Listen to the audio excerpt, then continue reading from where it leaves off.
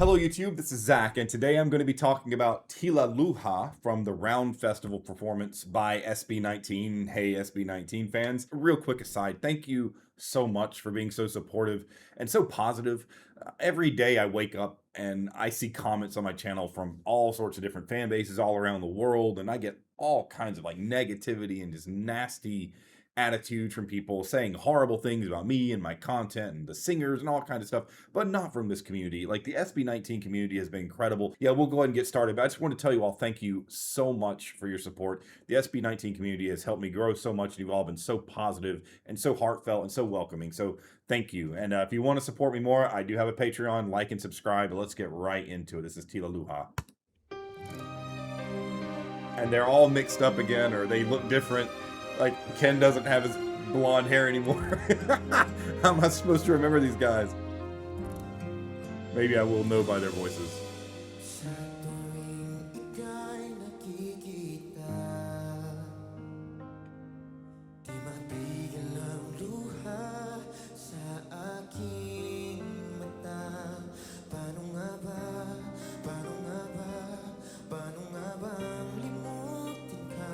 I'm assuming this is Ken.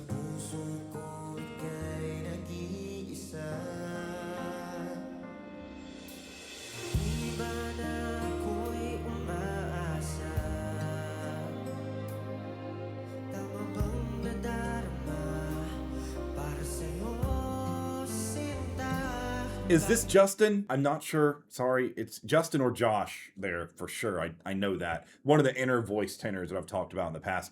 One thing I wanted to point out here that I haven't really talked about in his particular sound before is he doesn't really have a lot of vibrato in his sound. And this gives me a good opportunity to talk about vibrato. Some people say vibrato. So the only reason I say vibrato is because I heard that from an actual Italian pronouncing it that way, so I figured that's probably more accurate than saying vibrato. But vibrato or vibrato is whenever you go, oh, like I'm singing in an opera style here, of course, but when you hear that, like, oh, if I isolate it, I just make the sound without singing, and I'm forcing it there, and you don't typically want to do that when you sing. But when you hear that like wave, that's a vibrato or vibrato. I get this question a lot because people want to understand how to make vibrato sounds, and the truth is that we don't really even fully understand the source of it. Ingo Titsa, who's the greatest vocal researcher on the planet as far as I'm concerned, and as far as many people are concerned, has said that the vibrato is the byproduct of some kind of tremor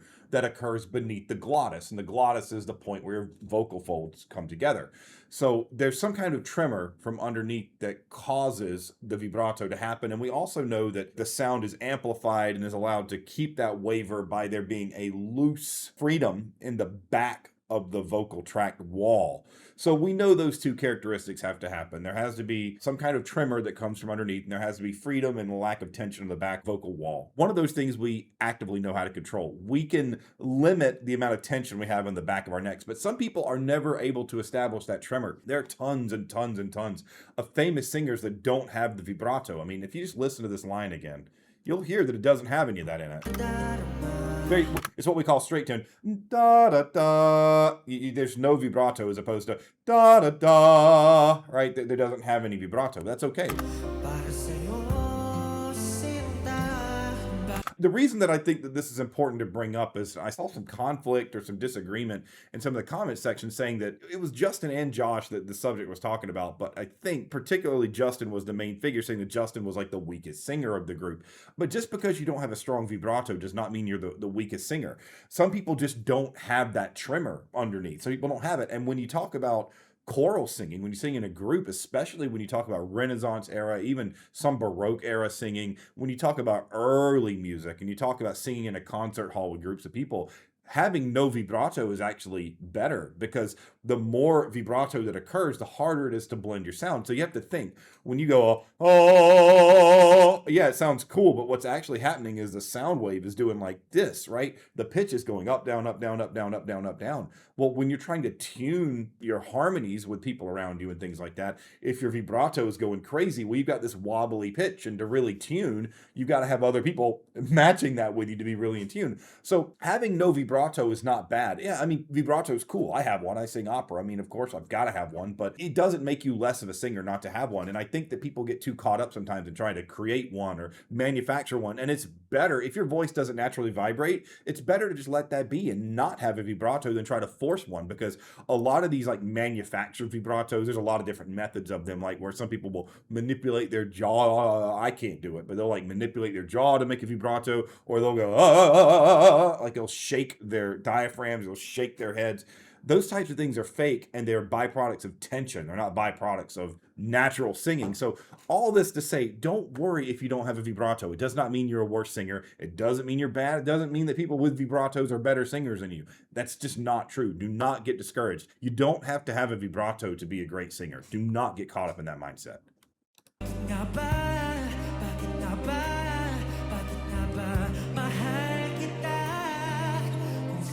I guess that's Pablo. Yeah, there's those really smooth grace notes again that he always does. There's Stell. See, nah, you can hear the vibrato there, right? I know I'm kind of dwelling the vibrato point a little bit, but I want this to be clear. That doesn't necessarily mean that he's a better singer than Justin or Josh. I mean, it's a cool sound, and it carries, and there's a lot of harmonic or audio characteristics that can come as a byproduct of a strong vibrato, but it only matters in certain singing settings. So don't get too caught up in that vibrato being like the hallmark of being a great singer. Those of you who watch me talk about SB19 at this point know how analytical I am, and so I can kind of go into papa mode, kind of go into teacher mode a little bit more here. And I've had students, and I've seen other singers that I've worked with, and seen people that I've sung along with get discouraged by this vibrato thing. There's just no reason for it. So like, don't let yourself get down on yourself if you can't create that vibrato sound, or if it's harder. Some people it comes naturally, some people it develops over time, and some people never have it, and it's totally okay.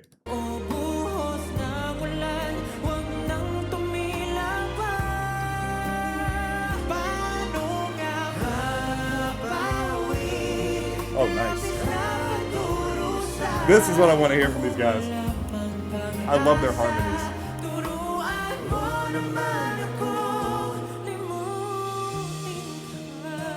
Give me some more of the harmony. I want to hear more of that. I love it. So lush sounding. They blend so well.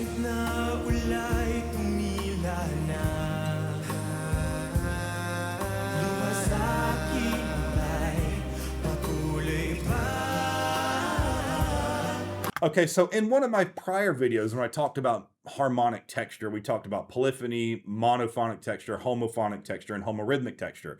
Well, this is an example of homorhythmic texture, because what you get is all the voices singing in the same rhythm, but they're singing different notes. So let me see if I can point this out to you. Right here. Right here, you'll hear them all on this, from where I'm going to pick it back up from here. You're going to hear them all singing the same words in the same rhythm, but they're singing different notes. That's homorhythmic texture right here. Da. You hear them all kind of singing that at the same time. That's homorhythmic. Right here. Yep, homorhythmic texture. Really good ornamentations here. You got da, and then you've got da, and da, and so there's a couple more, and there might be one more in there, but basically what's going on there is that little flip sound, da, that's called a melisma. You kids call them riffing and running, but in the classical world we call it melismas, where you do multiple notes in a singular vowel. Melismas can be fast or slow, but what's really cool about this to me is that all of them are doing the exact same melisma, and they're keeping the harmony intact through all of it. It's tough. It's really tough, because melisma alone is another one of those things that some people can do it, some people can't.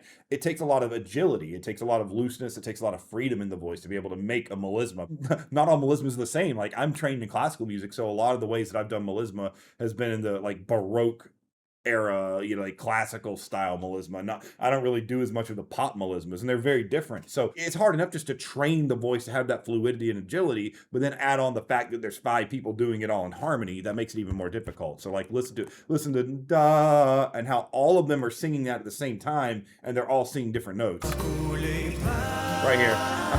Listen again. That's hard. That's cool. I love it. That's great. These guys' harmonies are the best. I love it.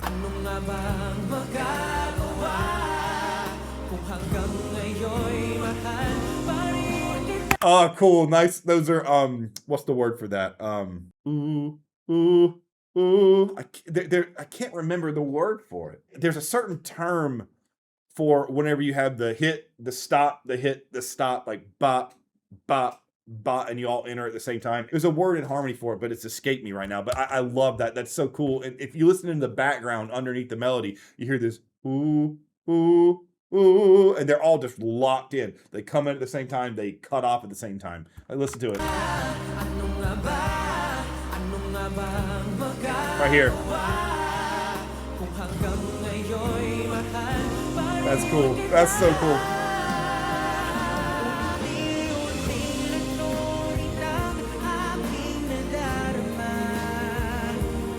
That's called a suspension. That ooh, that's an example of a suspension. There's a lot of different kinds of suspensions. Let me pull out my trusty little crappy piano app here. A suspension is basically where there's a note that leads to the resolution of a chord. So the most common suspension usually here is this. So we got this note, and it leads to this. So that's an example of a suspension. That's called a 4/3 suspension. There's like 6/5 suspensions that are like, there's like 2/1 suspensions that'll be like, so I don't know exactly which suspension it was that these guys are doing here, but you can hear it because you hear a tension and then a release from one of the singular voices. Let's see if I can point it out to you again. Right, that. Ooh, that note. Ooh. So listen to how all the other notes stay the same, but when you hear the ooh, it goes down to ooh, and that suspension is kind of what makes the end of the phrase. So listen to it again. That's so cool. Not yet. Here. Ooh, that change is what makes that suspension occur. In case you did not know, it is harder than ever to grow on this platform. So please like and subscribe. It helps me out so much. On that note, I also am a professional singing teacher. I teach voice lessons for a living. Join my Discord server if you're interested in that kind of thing. I teach all the time. I'd be more than happy to give you a free assessment. It's totally free, 30 minutes, where you can get a good idea of where your voice is at, and we can game plan for the future from there. I also have a Patreon, I have memberships, I have a merch store, all kinds of ways that you can support this channel. Please consider supporting me. I would appreciate it so much. Thank you, and back to the video.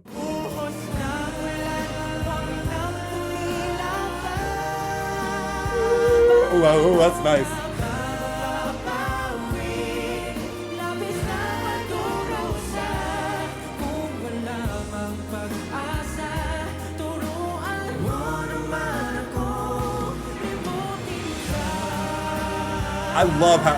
I love how locked in their harmonies are. They overtone so well, they blend, they've got great balance.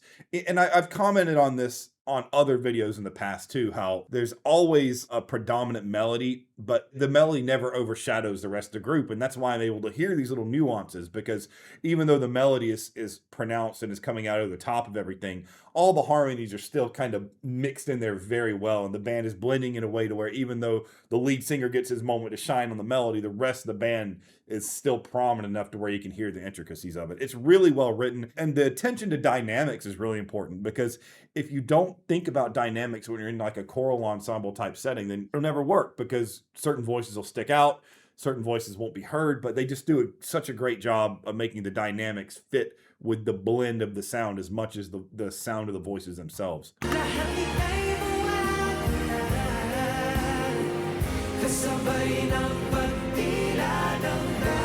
That's a cool harmony too.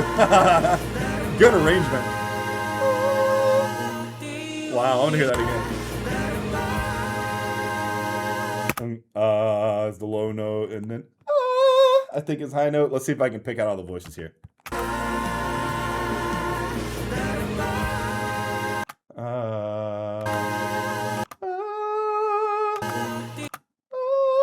I hear those three for sure.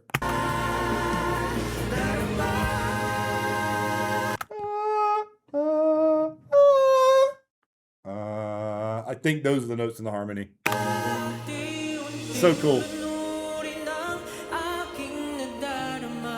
It's a really nice ending major chord, bright sounding major chord. Oh, key change.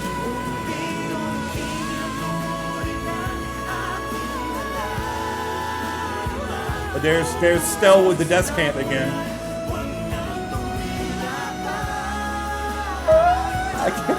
I can't go that high in my head voice. Maybe I could 20 years ago. I didn't make a fool out of myself. That's really high. That's probably 5th octave. I think that's an A flat 5. Yeah, that's an A flat 5. That's way up there. That's way up there. I could kind of play around in that range when I was in my late teens, early 20s, but being almost 40 now, my voice won't even try to do that anymore. Yeah, Stell is stellar. He's crushing it up there. That's really high.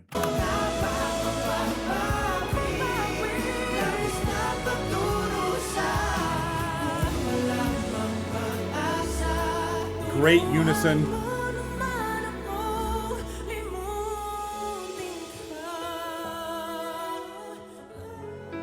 I love their vocal color. Like all of them do such a good job of going in and out of the full sound to the soft sound. I don't want to go too in depth with it right now. Maybe one day I'll do a super deep dive into the one of the singers' voices or something. But all of them are equally skilled in that they all have the same level of control over the amount of chord closure that they use, and or how full the sound is, how soft the sound is. But they don't typically go into tropes and singing concepts and ideas that lead to vocal problems. Like a lot of times when people sing really softly, they'll get this breathy thing going on, and that's like, it's not good for you. It's bad for your voice. You don't get chord closure, so it's bad for you.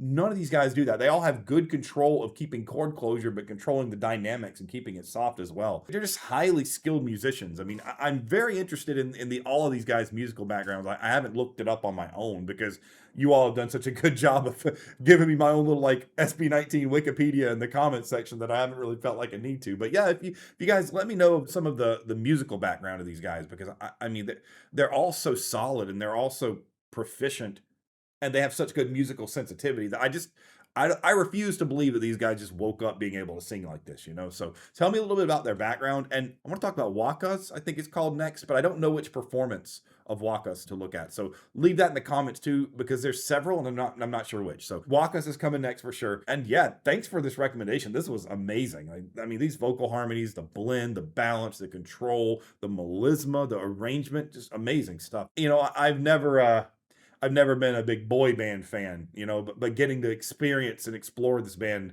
you know, in real time with you all has been a lot of fun, because this is way outside of what I normally listen to, and I enjoy it a lot. So thank you all so much for watching, and I'll see you next week with Wakas. Take care, guys. Bye.